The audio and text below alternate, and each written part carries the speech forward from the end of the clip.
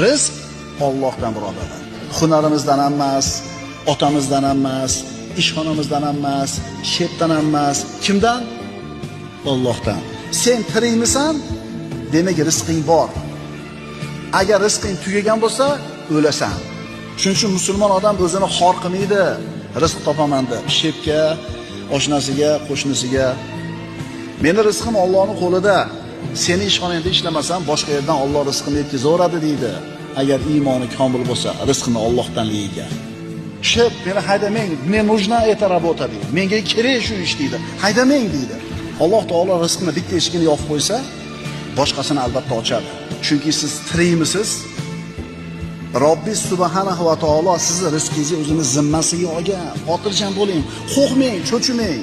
Kursda o'ynashdan ham qo'rqmang, do'konlar buzilib ketdi desam qo'rqmang. Sizni rizqingizni Alloh o'zini zimmasiga olgan. Xotirjam bo'ling.